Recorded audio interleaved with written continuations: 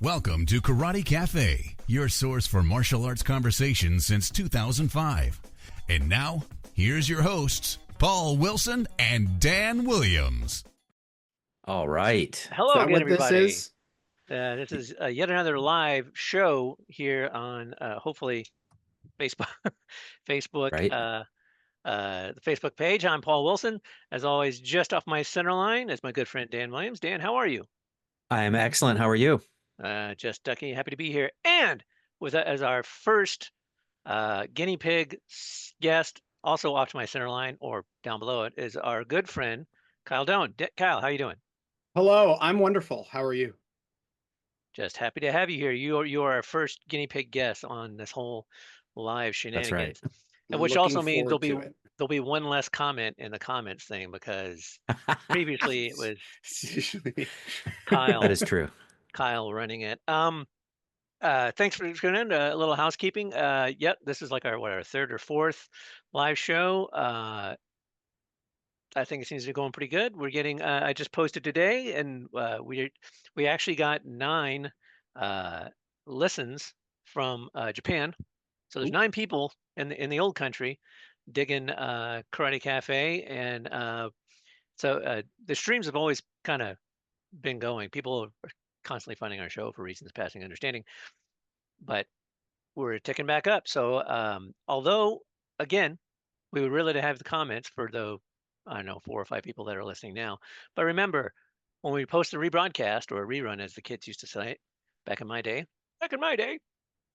when the internet was steam powered, you can still comment on the rebroadcast. If you want to listen to it on Spotify, if you want to listen to it anywhere fine podcasts are sold, you can absolutely throw a comment in there or email us at karatecafe@gmail.com per usual, or message us in the message board.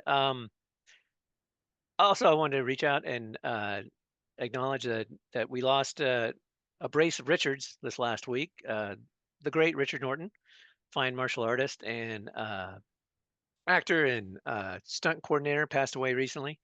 Yet another Richard Chamberlain, who was the first shogun back in again the good old days, passed away. And then just recently we lost Val Kilmer, who, while not a martial artist, did a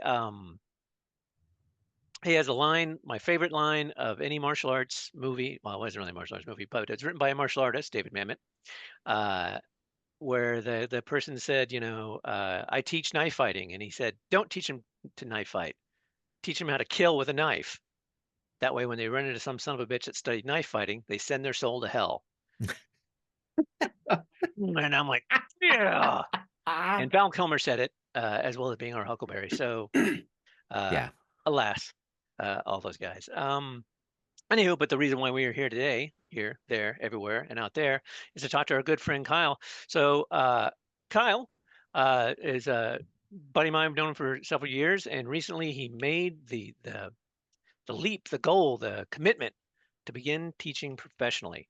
So, Kyle, why don't you give us a quick rundown on your history, and then we'll talk about your dojo and your efforts.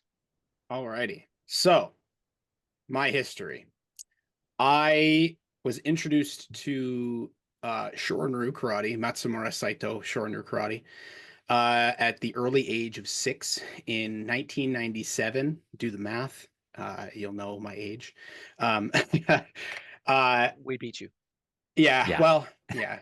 But now they know my age too. And I've been basically training nonstop since then. I was introduced to a super old school karate club and excelled, very much so excelled. It just became an absolute part of my life. It's in my blood at this point. I couldn't stop doing karate if I wanted to.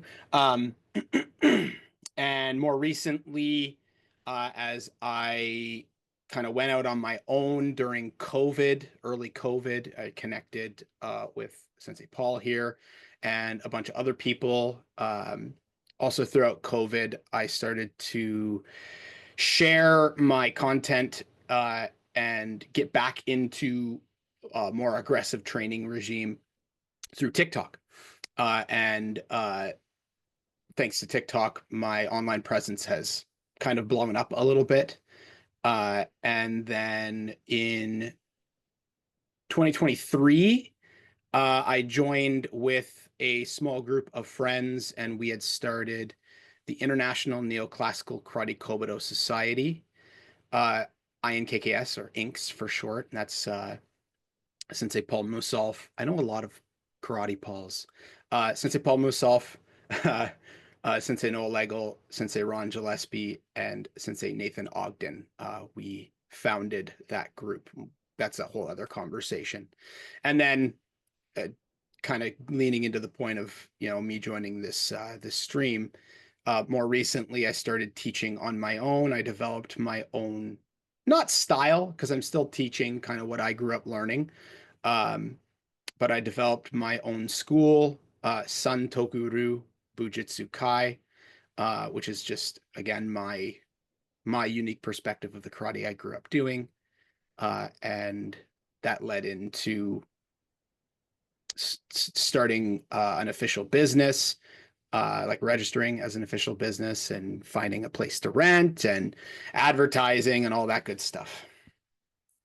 Did I miss anything? No, that's I have a broad spectrum of martial arts experience outside of karate.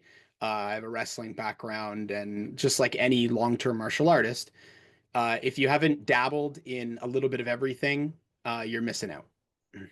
Yeah, for sure. Right. That's one of our philosophies as well. It's funny when you started talking about TikTok and things like that. I think one of the things that artists in general, martial artists, forget about is that this business is a business, right? Like Mm-hmm.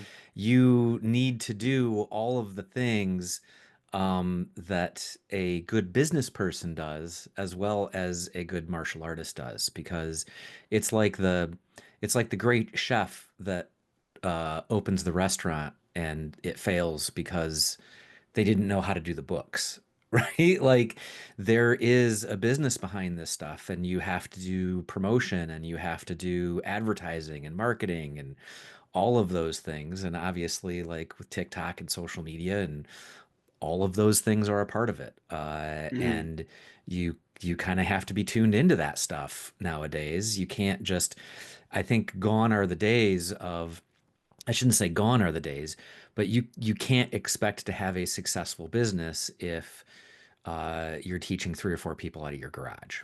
You just you have to, and I'm sure that step of okay, I'm gonna make a go at this. I'm gonna make a serious go at this. Is probably a pretty scary one. Yes, it is very scary because I just started teaching. I opened my dojo officially in September, and Okay. it's tough. It's Yeah. not easy, and the martial arts uh, realm in where I live in Sarnia, Ontario, there's not a lot of karate anymore, but there's a lot of martial arts in general. There's 2 jiu-jitsu clubs, there's 2 taekwondo clubs, uh, there's there's a couple like MMA based clubs that teach a spectrum of stuff. Hmm. Actually, like a 4th one just opened. Wow. And it's weird because a lot of All that popped systems up. known for their scrappy underdog status. Yeah. A lot of those systems popped up within the time I started, because I was like, oh, great. The martial arts craze in Sarnia kind of died down, and I'm like, I'm gonna jump on this. And then Yeah. everyone else was like, oh, Kyle started, we'll start too. Oh. Bastards. Yeah. Yeah, well, I mean, that's kind of one of the things was I wanted to talk to you about because we talked about it, and I said, and in the green room talking to myself and whatnot was kind of like what was because as we talked about, like when we met, like sort of during the pandemic and doing online classes, like the dojo that you were affiliated with, oof, evaporated, right? Yeah. It kind of fell off, which is kind of Oh. what happened with everyone. Yeah. So So how would you talk a little bit about, okay, so now you have to persevere as a martial artist. You're a fully formed martial artist.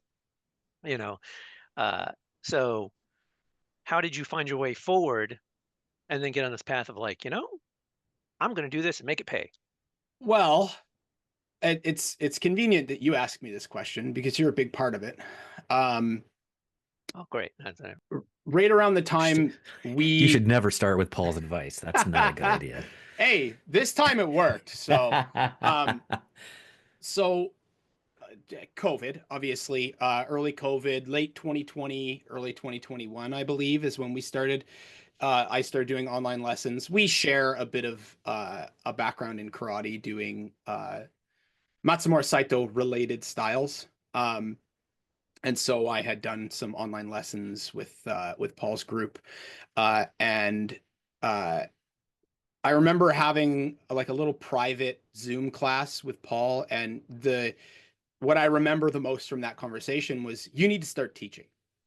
Mm. And I think we had that conversation after my big move. So I'd started Yeah. learning. I'd started training with you guys in Shorinryu, and then I was in the process of connecting with a Goju-Ryu club in. So I live in southwestern Ontario, right by the border of the United States, and I ended up moving. I was in Uchideshi with a gentleman by the name of John Kenny Sensei of the Toraguchi, and he's affiliated with uh, Paul Enfield, Paul and Michelle Enfield.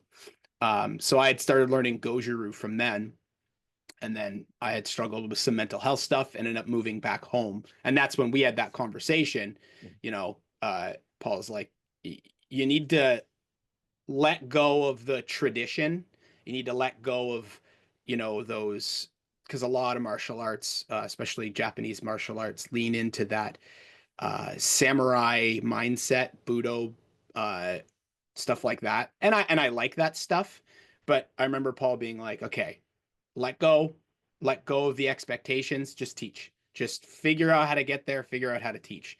And that brain worm got stuck in my head. Wow. And yeah, and I started teaching lessons on the beach with some friends. And that one friend, one of those friends that had joined, was like, "Hey, I'm really into this, and I really want this to be successful. I want to help you. Let me help you find a place to train, and we can start doing this more officially." The next day, he's like, "I found you a place." He connected me with the local college. We found a space to rent for fairly cheap, and that's what we've been leaning on ever since. And since then, I have been exposed to other opportunities. I'm in the process of tentatively moving and joining forces with another group, uh, uh, another company that works in movement. Uh, so it's exciting. It's growing, and I've had lots of opportunities as well outside of just teaching. Like I've done self-defense lessons separate from my dojo. I've been teaching seminars. I taught some seminars with the INKKS online and in person. And I just recently, just on my birthday, actually in March, I taught a seminar at a dojo uh, run by a friend of mine just an hour south of me. So it's been good.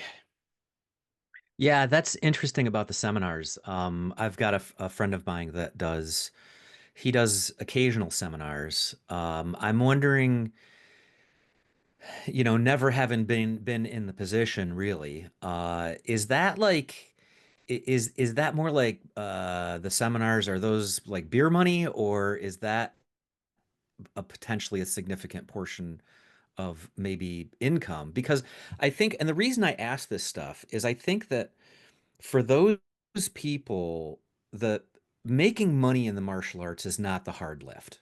You can make money, but to replace your full-time income, that's the really tough one. Because again, you can make beer money, you can do stuff like that, but to Mm. actually make that switch to replace a full-time income is the hard part. And like Well, what?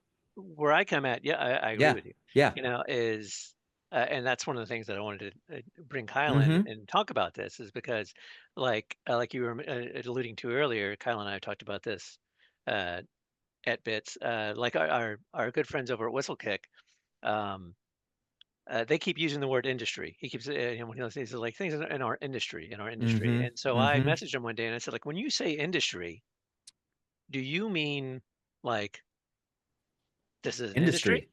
Yeah, And It's a good word. they, it they is. they they they explained it, a little. I'm a little more like, well, no, they're just talking about like our space, martial Right. arts space. I still think we're mostly talking about it as an industry because Yeah. I don't want to act like I'm some sort of purist, I would love to make money teaching martial arts. That whole like, Same. teach what you love, and you'll never work a Right. day in your life. Yeah, you will, because I know a lot of guys that teach professionally and they work, Right. And they grind. and they grind, and it's I got to teach another kids class, or Yeah. whatever, or I've got to make So Mm-hmm. there's that whole thing as I have never wanted to do that. I would love to have 15 or 20 students, right now I'm teaching pretty much just all online. So I'd love to have one student. But it's that whole like, you know, and I think I was talking with I can't remember if I was talking with I'm you, Dan. Kyle, or a friend. Well, I don't know, whichever I'm pointing. One of the people out there, and I've said this to my students who are both developers, by the way, is like they need to talk to somebody at Zoom and get away that as someone running a Zoom session, you can lock people in. So that way, when I point, Mm. I know who I'm pointing to. You know You know, who, where. it Yeah. doesn't matter on monitor size, whatever. Is like I put, Kyle here, I put Dan there. So when I point at people, anyway. I want to know where center line is, man. I just do Anyway, this. yeah, yeah, that's true. Ah, well played.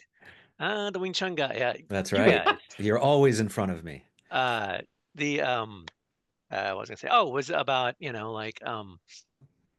uh, teaching like is like you got overhead, you got this, you got that, you've got all the stuff you have to do. Like, like my wife says, like, oh, you could be more successful. It's like, well, to do the things I would have to do to be successful and Right. as a martial arts instructor would be way more time than my family is willing for me to do that sort of thing. And I'm not willing to do that. But one of the things that I pointed out, and is sort of the thing I've said on the podcast before and at seminars and stuff like that, making my beer money, is you know, everyone likes to think this, like Kyle was alluding to earlier, that oh, my system was made by a Bushi and the Shuri Temple and Right. it's samurai lineage, and your karate was made by the mailman, bro. Like everybody after World War II, very few of these guys that are creating these martial arts systems are you know, samurai or even Right. in the military. A lot of them Yeah. were like educators. Yeah. and, and, poor guys, I mean, the people that are doing it professionally now, or that, and I'm speaking mostly in Okinawa, of course, are people that, I mean, that's what they had to make money. And there were a bunch of Right. GIs there that wanted to learn this. And so that's how they became like the grandmaster of our system used to be like an electrician. And then he became an instructor. There's not a lot of people. And so that's kind of where like, so I'm not trying to necessarily disabuse people of it. And like, so, and I think I told you this, Kyle, was like, if w- that is also a baseline of like what's your success, is your success keeping the doors open because now you're teaching professionally, so now success is also feeding yourself and Yeah. getting clothes and whatever. So what kind of things when you walked into this and made this decision that you were going to give it a go is like what, because we talked, our my close personal friend Ian Abernathy, and his thing was is if I can replace my what I made, then I'll do this professionally. Yeah. But he also was like an electrician, I think. So, even we all admire him for what he's done. But, he was like, What's with okay, all these electricians learning martial arts? Do yeah, I I need mean, to do I need to get is my there? electrician's I license? think you Like I might. think Is so. there, That's all I'm saying. or is it an especially violent career? I've known too. Actually, my sensei is also was an it's electrician. So, enlightening. Oh, aha! that's awful. I'm shocked you said that. And welcome to an episode of Karate Cafe. Anyway, so Kyle, so like when you decided, okay, I'm going to do this, tied my belt, and did it. Like, did you just wade in there and hope for the best? So I had a thought to Dan's question as well that Mm-hmm. connects to this. When it comes, because you were mentioning like seminars and how does that yeah. work? So a prime example that I use is the Enfields. And the Enfields have the benefit of a very in-depth background. They're very influential. Everybody knows them. And he's also, both of them, Paul and Michelle Enfield, are immensely talented Gojuru practitioners. So for me, I'm tapping into the online resource that I have. I've got about 11,000 followers on TikTok at this point. So I'm trying to take advantage of that, take advantage Is that kind of like of MySpace? Because I'm still some. on MySpace. Ooh, don't close that window. It may never come back. Um, but it's about getting your name out there. And like this connection I have with my friend Dan, just south of me, he runs a dojo called Zanshin Karate. He knew me through social media. And I have a lot of people online all over Canada and the United States that I've connected with that I have the opportunity to train with, whether it's offering seminars or just simply visiting and training. So the social media thing is, especially nowadays, is what gets you into seminars. It's the same thing with Sensei Noah Legel, Illinois Practical Karate. He's a bit of a karate celebrity. He did Waza Wednesdays when his late sensei, Richard Pogue, before he had passed, they had Waza Wednesdays. So they became pretty popular, and that gave Noah the opportunity to pass on that knowledge and kind of have a bit of influence in the realm of doing seminars. And so I'm kind of following the same thing. And at the same time, I'm building up my my fame. I hate that word. But my influence, right? Yeah, right. As a martial artist that has earned a bit of respect from an online audience, I'm going to try and run with that. And your question, Paul, about like how did I do it? I just did it. Like like I said, I took advantage of my audience, and I advertise as best as I can online and in person. I have posters, I have cards, and I've been doing karate for nearly 30 years at this point. So a lot of people in my area know me. So I connect as best as I can, and I just do my best to get my name out there. And it's slow. I'm not going to be. I can't compare myself to people like Sensei Paul and Michelle Enfield. But maybe 10 years from now, I can compare myself, right? It's just the slow growth. And so for now, it's beer money. Yeah, Yeah. I think too that one of the things that I think is valuable about the martial arts, especially for younger people, and we get a lot of topics like what did you get out of karate or something like that. And I think one of the things that it teaches you, a lot of things do this, but one of the things that teaches you is that you improve yourself not through leaps and bounds, but at a day at a time, right? Baby steps. Your form isn't going to go. You can't go to the dojo for 2.5 days straight and learn the form. It's like you have to do small incremental things consistently. You have to be dedicated to it. You have to be committed to it.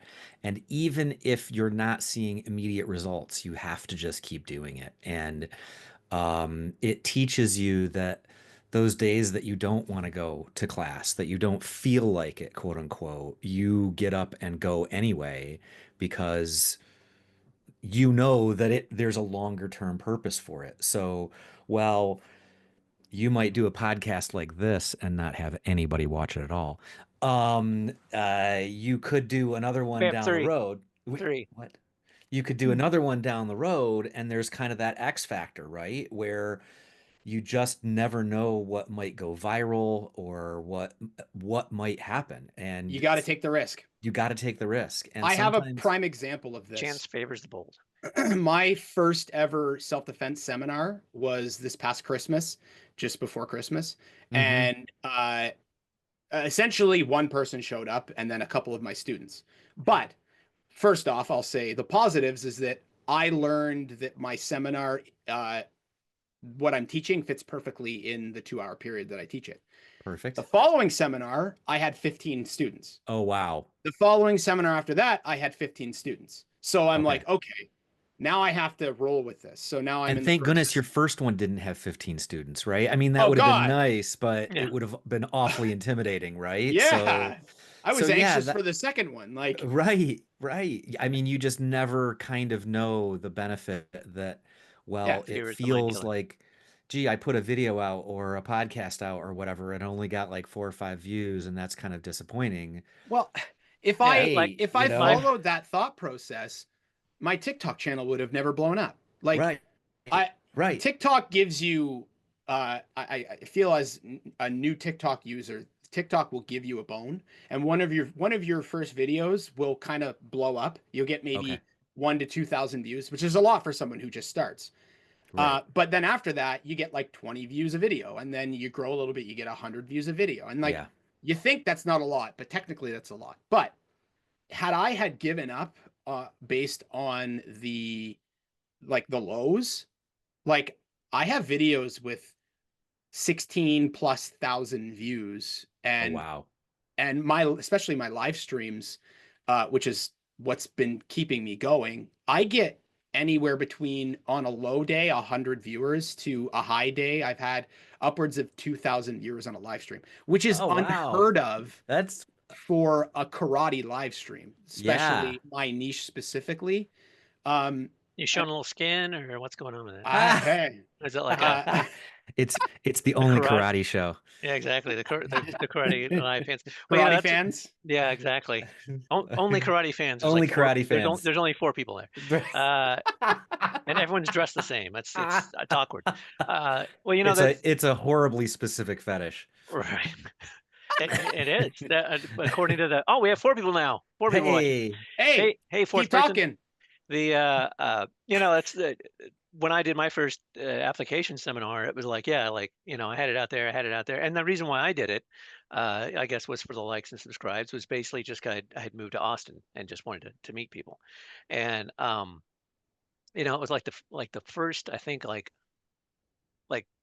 4 or 5 days before the thing was actually going to happen, I had nobody signed up, just my students, right? And I was like, mm, and then I got like ding, ding, ding. And so I think in my first one, I had like maybe 5 people, right? A couple Taekwondo guys, like a Shotokan guy, and whatever.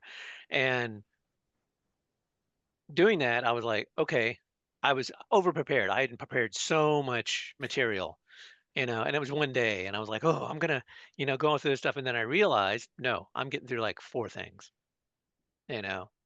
Plus I got, the 10 yeah. minutes of stand up I got to do, Hmm. and then the things at the Stand up. end and Bathroom whatever. breaks. Come for the Yeah. violence, stay for the jokes. That was my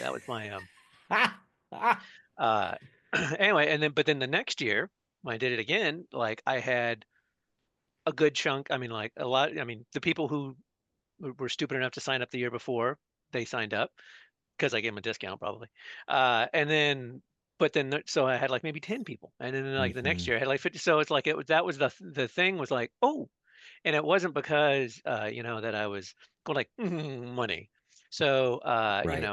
but it was just it, it was like, oh, this is okay. And I was so yeah, the second one I was like, okay, I got it dialed in. I got my format, I got my thing.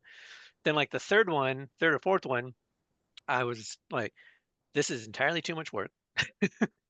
And I farmed it out. That's when I had friends. I was like, okay, hey, you, a Goju friend, you do some applications from your Goju stuff. And I had a Kaju Kembo guy, and I was like, hey, Mm, you do some of your drills from Kaju Kembo. And I became kind of like the host, right? And I was like, hey, yeah. and so that took a lot of the pressure off me of doing the thing. But it was like that constant, like, okay, now I'm in the pocket. Now I kind of know how to do it.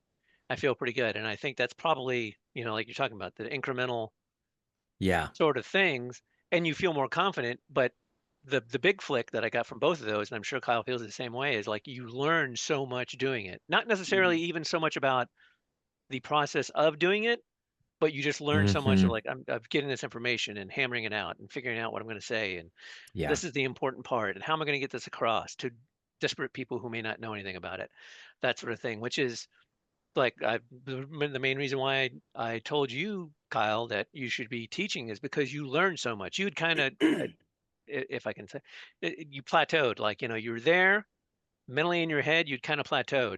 Yep. And, I was like, no, you can, if you just start teaching. Like, I didn't start teaching for forever because it was just, that's what it needed to shake you out and make you into the influencer that you are. Well, it's funny you say that because when I taught, I was with my old group that I was with. I was my sensei's second-hand man. We actually had a Dai Senpai in that club, and that was my position. And so I was the assistant teacher, and there was a noticeable difference of my martial arts improving from when I started helping as a teacher versus when I was just a student. So I've always had that thought in my head. And it was just getting the motivation to do it on my own, right? Like I've had opportunities to teach. That was a part of the experience when I moved and started doing Goju-Ryu for a little bit. I was supposed to fast track to a Yudansha rank and take over a second dojo. That was the whole plan. But I guess, I don't know, pressure got to me. But now I'm here in with my own set of rules, developing my own dojo the way I want to do it without an overhead, right? Right. Which is nice. And that brings up something we were talking about the other week about like going into online training and stuff like that. So since you've started your program, Yep. what have you run into that like people are like, oh, you shouldn't do that, or like, are you crazy? That'll never work. So the big one is online lessons. And I have been opposed to online lessons for a very long time because there's this general idea that you have to learn in a dojo. And I still technically agree with that. But we had a great conversation about this, and we kind of found a bit of a loophole, because getting students into the dojo is one thing. You have to find people who are interested. What I do is, like I say, it's a bit of a niche. It's not your cookie cutter karate. It's a little, I prefer to call it neoclassical, but it's traditional. So we had this conversation about online lessons because I need to, as a new dojo owner, I'm still figuring out how to get a decent income. And I have a massive audience online and lots of people who tell me they'd love to learn. Well, I always tell people, up until recently, if you're an established martial artist, I teach private lessons online. I've done that successfully. I've helped friends of mine earn high-ranking colored belts, just from added benefits of my perspective on their kata and stuff. And then I said, and if you're in my area, then you can join class. But outside of that, I recommend you find a martial art to train in your area, whatever it is. Don't be picky. Just choose a martial art. But then we had our conversation because it's been in the back of my head, to try and find a way to teach online lessons. And the key factor was, don't call it what you normally call it. Oh, that's So interesting. I call it karate jutsu. Jutsu being practical application, to put it bluntly. If I'm teaching online, I'm teaching karate do. I'm teaching the way. I'm teaching the form, the mindset. There's still, obviously, they overlap. Mhm. So there's Right. still obviously going to be an understanding of how you apply it, but you can't apply it online unless you have a partner. And even then there's a disconnect. So if I'm just honest about that disconnect, I can still teach somebody something that is worth learning and can be effective if applied appropriately. I just have to be honest about that, right? And that gave me the courage to start pushing this idea. And I'm in the process of, one, I'm currently making I'm writing my curriculum down professionally because I'm planning on, I know you said about Ian Abernathy, I'm going to be applying to be certified by the World Combat Association. And using that, I'm going to take that same curriculum and I'm going to simplify it slightly for my online curriculum. And I have some basic rules that I'm going to apply to that differ from in person, but I feel way more comfortable with the idea. I don't feel like I'm teaching a false sense of security because, again, I'm honest about it. And I feel like it's a way that can work. Yeah, I like that idea a lot because one of the things that Paul and I, one of the drums that we bang on a lot is just be honest. You Mhm. know, the to pick on them, the Tai Chi instructor doesn't have to tell their students this art is going to make you the most deadly person in the world. It's just like just be let it be what it is, and that is okay, you know? There And needs to so be people need to be reminded that we don't need to do things to profit or be good at it. You can do it to enjoy it. yeah, and I think too that like when you frame the online stuff, it makes a lot of sense to me to say, look, online is more conducive to uh say a more knowledge based or intellectual based um form of learning the things that you need to learn in martial arts. It's not just kick punch, you know? And so you can say, look, yeah, we're going to do online. Yeah, this is great technology. It is a great way for people to learn.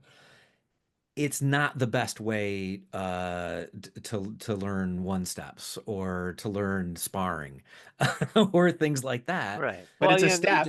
and It that's is a what step. exactly. It's a That baby Yeah, step. that's what yeah, we learned during COVID, during the lockdown was that's why yeah I call and I know I've told both of you this is like I call online training martial methadone.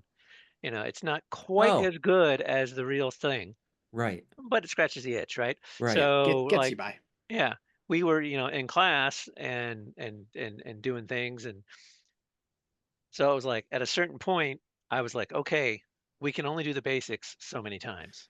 We can right. only walk through the kata Can you? so many times. Yeah, well, Can you? as a traditional martial artist, no, you can do them forever and ever and Right. ever. But to keep people mentally engaged, right? Uh-huh. So I mean, well, yeah. So that was the thing. It was like so the challenge for me as an instructor, and again, that radiates to back to why I challenged you to start teaching, was because then I had to come up with ways to get that material across in a way that was sort of compelling and made people think. Um, and so, changing it in different ways. Like I'd go in the corner and say, like, okay, you're in the corner and you can only move so much. Now you got to do your basics, or, Right. put a chair over there. Okay, now you got to operate in this space because, again, because we already are working in a smaller space, that sort of thing. And then, I started doing like, okay, the last 10 minutes of class is just going to be talking about stuff like, Hmm. here's this maxim or whatever, we'll talk about that, we'll talk about some history, we'll talk about some lineage. And so instead of doing the physical part, you had to dive into the mental part and the spiritual part, call it what you will, the dough. Of how and why and where this stuff came from and maybe how it relates. I would always try and invite people in from other systems just to like, tell us about your system.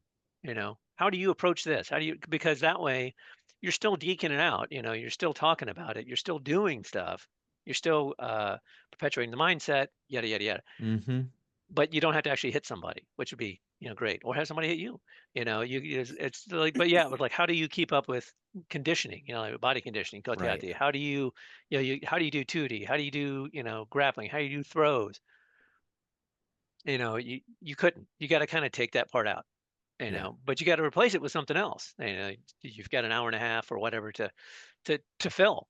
And that was the challenge as a martial arts instructor and a challenge to the people as a martial arts to like, okay, that's what I used to tell them time and time again. And Kyle, you're probably going to get super is like, you can really phone it in. Like I can, punch, Right.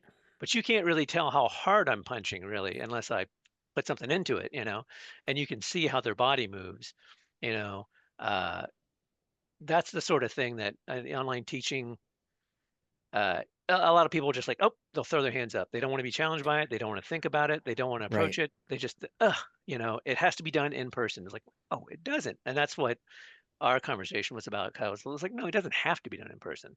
There's a way to frame this so you're getting more or less the same output, but you have to set that criteria of this is what Mhm. is going to happen. The expectation changes. Right.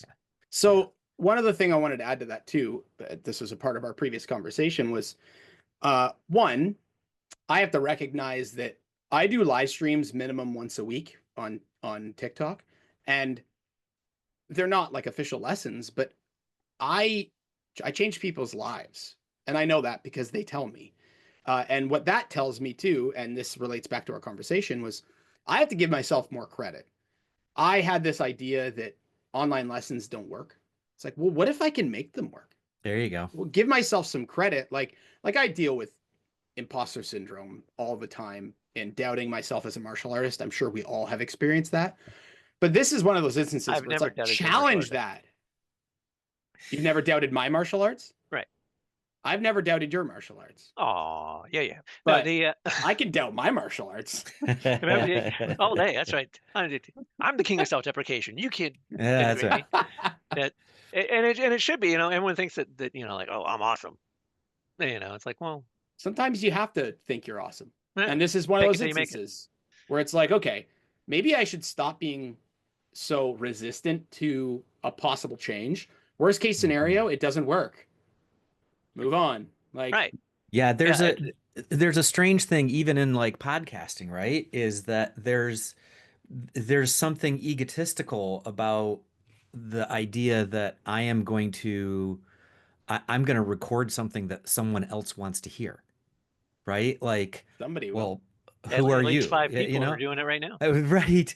And And thank what you, is fifth it? person. I think Stephen King said, as an author, if only 10% of the people in the world like what you do, you're going to be one of the most popular authors in the world. That's a lot of people. So it's like Right. you absolutely do not have to please all the people all the time. And whoever whoever resonates with your voice resonates with your voice, you know? So um I think that that is a great mentality of, well, I'm going to do this, and it's not up to me whether other people are watching me do it or not. It's up to them. And if they want to watch, hey, that's pretty Yeah. cool, you know? And especially when you do get those, I taught at a community college for a while, and a couple years later, I was walking to a restaurant downtown, and some guy said, "Mr. Williams, is that you?" And I was like, "What?" Mhm. And he said, "You taught me my intro to C++ class, and I'll tell you what, I I got into programming from there. I'm earning my degree in computer science, and I want to be a developer." And I thought, well, that's pretty cool. So you Yeah. never know how you're going to impact people's lives. Well, and And Yeah. that's what I talk about being a success, right? And it's yeah, like are you a success because you achieve tenure and you have a right. PhD? Do you have success because you have 40 students and a bus and an after school program? And Yeah, we've seen, I know we have all seen, schools that someone says, oh, I have 500 black belts. And it's like, right. cool. How many of them are still Do training? you? Yeah. Yeah, really. Yeah. Yeah, Yeah. do you really? Do you have 500 people that Yeah. paid you for a black belt? That kind of thing. And it's like, what is that success? To me, Well, that's and the it's sort of success. like, to me, I think to myself, that's great. That's fantastic. Like, yay for you. That's awesome. That doesn't make you any better or more accomplished or a better martial artist or a Right, better teacher for that matter than the guy in his basement with 5 students, right. right? Yep. Like, it that is not a factor in Quality over someone's, quantity. yeah, and Right. it's not a factor in somebody's worth, right? Yeah. Yeah. Like, So, so that brings me to a question since we're talking about this as pro tips. So for you, Kyle, what will be the success? So mm, you're a professional. You're up here in the land of dirty, dirty socialism, right? So you don't have to worry about, that crappy healthcare that no one can get access to. You've got It's a bread shame you lines guys aren't everywhere. free. Oh man, I wish. You Ah, wish you were free, I bet. Yeah. but I mean, so since you're starting this program now, like you mentioned earlier, so the original thrust of the program, the way you were setting it up, professional has changed a little bit because now you have this other opportunity to teach in the space. So Yeah. like what for you now is going to be considered the success because you're professional, are you considering, paying your bills? Are you considering having three good students? Are you considering, you So know, my definition of success changes depending on the scenario, depending on where I'm at, right? So right Right? now, my success is, I have a small group of students at the moment. Yeah. I see success in every class when they learn, when they improve, and that's what keeps me going. It's slow growth. Um, I find success in the fact that I'm making these amazing connections with other members of the community. So Mm-hmm. a friend of mine, and we're gonna get laughs out of this, I can guarantee it. A friend of mine who I've known since college, she runs a local business called Chrome 45. It's for fitness and dance involving pole dancing. And it's a pretty successful business. They're moving, and she reached out to me about essentially joining forces. Mm-hmm. And we were discussing business opportunities and like possible rent. And I'm new when it comes to being a business owner. And we came to the conclusion that how about this? How about I hire you, and I'll deal with the behind the scenes, and you teach Interesting. and you teach and I pay you. And I was like, you mean my dream? I Like, don't have to mess yes. with any of that So BS. I can zero still admin? I can still advertise, I can still promote my class, I can still earn students, but all that does is ultimately benefit us as a group because we're working out of the same location, right? Right. And now I get the benefit of having someone over me, helping me with clientele, helping me with kids' classes, giving me a space to train in, uh, and I help them by bringing in clientele, right? And it's a win-win. Yeah. And I trust this person. I've known them for quite a long time, Yeah. and it's just a fantastic opportunity, right? Like, who would not take that opportunity? Yeah, I think there's one of the things that happens when you start a business or an endeavor of any sort is it opens up your eyes to opportunities, right? So you start seeing synergies that may not have been there before, going, oh, well, wait a minute.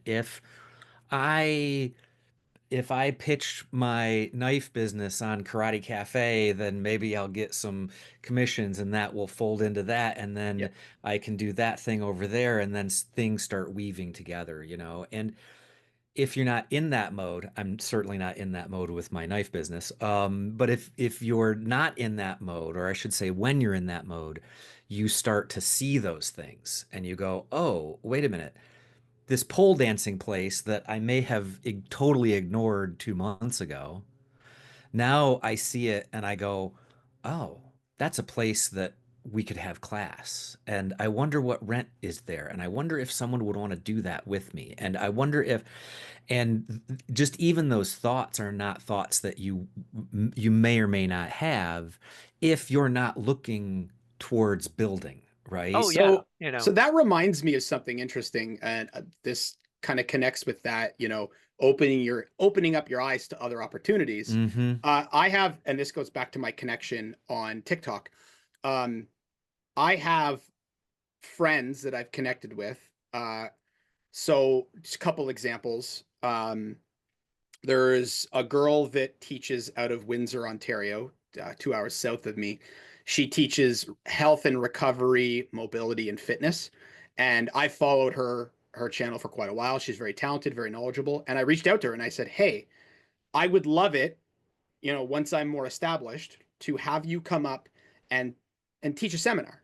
I'd open it up to the public, come out, talk about mobility, talk about Mm-hmm. recovery, and then on the same from the same topic, I'm connected with a girl from California who is she's not retired, but she's a Shaolin monk. She she did like 12 years in a Shaolin temple, and she's an actor, but she's an incredibly talented Shaolin monk. And I was on her live stream recently, and I was like, "Hey, you were just talking about your dream of doing like seminars," and I'm like, when I'm capable of, I'm going to bring you up to my area in Canada, and I want you to teach a seminar. And I've got like Sensei Noah on there. Like, hell, There you if one go. of you guys were in the area, come up, teach a seminar. And it's a community based thing, and that's something I've always dreamed of, is Yeah.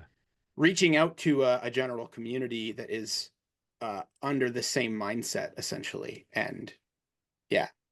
Yeah. One of my instructors had he did a yearly event called the Gathering of the Tribe, where that's exactly what he would do. It would be a weekend event with 5 or 6 instructors, and they would do 2, 3 hours each.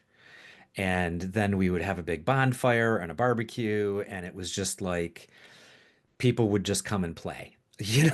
In fact, one of the guys, Bobby Tibuada is his name. He's a Balintawak grandmaster, and he he would say all the time, he's like, "This is the funnest seminar I've ever been to." Because we were very serious about our martial arts when it came down to it. But then, like I say, we would just like we'd have big bonfires, and the learning would continue after that too. It's not like Oh, we yeah. didn't do martial arts at the bonfire, right? We would Yeah, get a couple continue to beers in you, discuss. and you kind of loosen Yeah, up, exactly. and So yeah, that's totally. something that kind of thing is something I've always wanted to get back going again. It died out a few years back. Yeah, But yeah, it that kind of thing it would be a lot of fun. yeah, absolutely. So that's what we consider sex. So I know when we talked, Kyle, earlier, that people were kind of poo-pooing the online part. Like, what on the other Hmm. side of the coin have who dissuaded you from doing this? Who said, like, Well, don't go pro, and who said, don't do online, and who said, don't do pole dancing. so don't go pro it was just a general way I was raised in the martial arts. Right. Don't profit off your martial arts. Teach it for the sake of teaching it, for the love of the Mm, art. And it's like, okay, we live in late stage capitalism. We need to right. make a bit of a living off of what we're good at, right? When it came to the online lessons, part of it was me being Hmm. a purist in that sense. And then some of the advice was like, don't water down what you're teaching for the sake of profit. It's Yeah. like, okay, but if I'm honest about it, it's not watering it down. It's just teaching a Right. different side of it, right? Uh, and I get it. I had that same idea. I Hmm. uh, being worried about people teaching or people expressing what I teach in an improper manner, right? Hmm. We're always worried about people giving our martial arts a bad name. They represent us and stuff like that. So, Yeah. but Well, How do you feel about, like, do you require people to come in like at least once in a given time period, or what so about testing, right? so for Mudansha, for colored belts, obviously the structure of the curriculum is going to be not as expansive. Hmm. It may be expansive in other ways, right? Right. But I've basically come to the conclusion that I won't promote someone to a Shodan without meeting me in person. So if you Hmm. and it's funny because I was so worried about this idea, but Paul and I were like, but how many people get to Shodan? Right. Like Very few. virtually nobody. Yeah. And so why am I worried about that? And those that Right. do, it's like, okay, well, either you're going to have to take the time to bring me to you or come to me, and we'll go through a weekend of a Right. Shogun test. Right. And And at it that point, you've had a 5 or 6 year relationship, exactly. and it's likely that you or them have, if they're dedicated and committed enough to be with you for that period of time. it would not be surprising to me if you have already seen them by then, right? Like, Yeah, yeah, I for Yeah, sure. know that far that, down the road, yeah, somebody would have hopped on a plane. right after a Well, couple of years, you tell the wife, "Hey, you know what? I want to go see Sensei for the weekend," and then you spend a weekend together or Yeah. something like. We're gonna I go to lovely mean, Sarnia, and right? I get it. Maybe if you're in Australia or something, yeah, but hey, Lake Huron is gorgeous. it is. That yeah, we spent some time there, and Kyle and I worked out on the beach, and we looked at the yeah, lovely waters, It's beautiful. It's and beautiful. it was actually really nice. I mean, yeah. we actually kind of it was like, hey, It maybe we is. could do It is a Sarnia, great but then lake.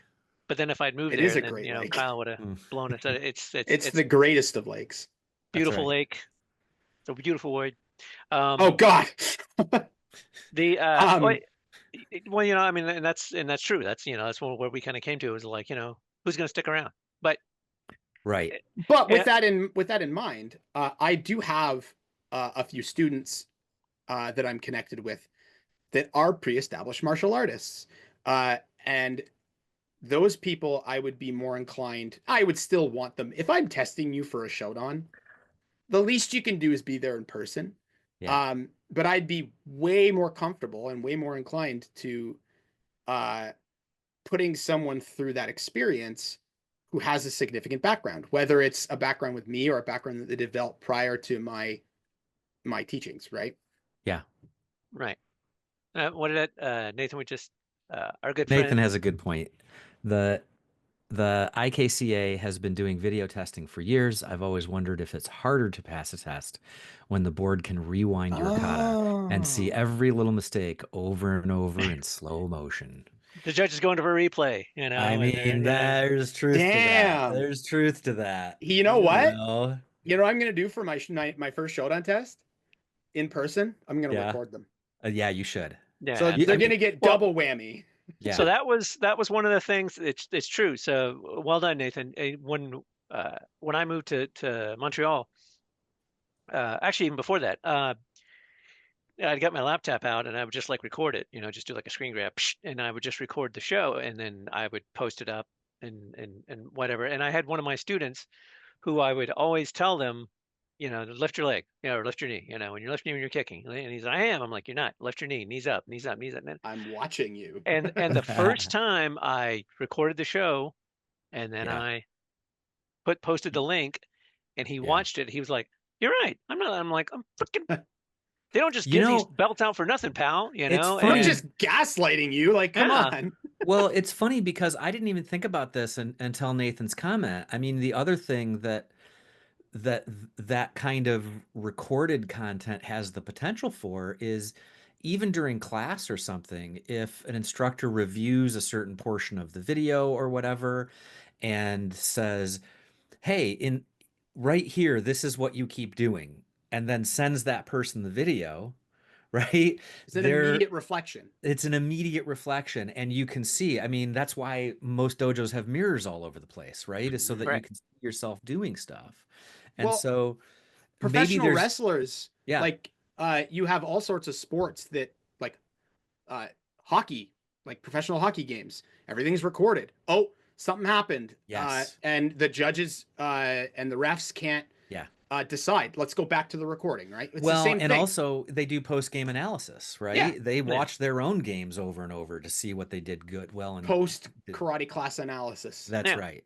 And That's then right. this is a tool, the online training that, Yeah. if you don't, you as the instructor can say, because like I record our class every Monday and Thursday at 7:30 Central.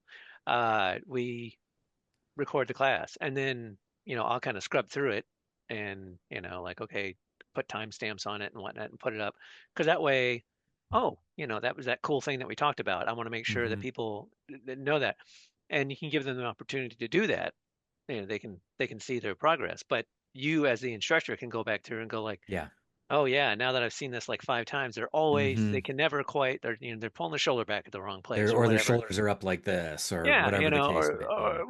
whatever it is. Yeah. It's another tool as an Yeah. instructor to help you out. Like, why Yeah. wouldn't we avail ourselves of this tool? And Hmm. the I would be willing to say the global culture has pretty much, embraced online instruction. Yeah. We in the IT industry, I mean, freaking, and TED Talks and yada, yada, yada, Yeah, that's been a long time. you know. It's interesting to me. Uh, I mentioned this earlier, how I call myself neoclassical. This is a term that we coined, Sensei Nathan coined with us, and it replaces traditional, right? Traditional karate. Oh, if I was still a traditional karate practitioner, online lessons would not have been an option.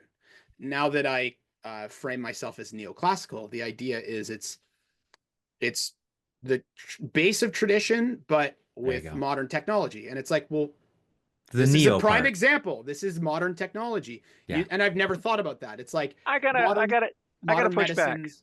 Yeah, go ahead. Do it. Uh, I think Go. that's just that's a mental exercise for people who want. I mean, like, so you look at Okinawa martial arts, right? Specifically, like all their equipment mostly was stuff that they made, like the Chishi, the Makiwara, Kabuto equipment, whatever, are things that they made. They didn't. Hmm. It wasn't there. It wasn't there exactly. You know. Now, did you go to Hojo Undo or us and buy that? Right. You No. know, no, it was this is what Oh, you Joe no us. a division of Acme and martial arts. That's right. That's what I'm going to name my new dojo, Acme Martial Arts. Is one of the things that I talk about Kabuto is it teaches you to be kind of flexible and pick anything up and boom, it's a weapon. Hmm. Um, so anyway, but and it's kind of like we talked about when we were talking about people kind of poo-pooing you on a pencil. Um, Name the movie, everybody. Uh, anyway, uh, it's so for us for Okinawan stylists specifically, coming up with stuff on the fly and being adaptable is tradition. Yeah, And I Right. used to say that all the time. so did you have to rebrand themselves like, oh, we're neoclassical, so we can do Right. this? No, you can just freaking do it. I mean, Yeah. the old masters got together and said, well, just like we were talking about after World War II, what are we going to do to feed our families? Well, all these round eyes want to learn how we do punch Yeah. kick. There's So, and a. they're willing to give me $5 for that. Let's make that Hmm. happen.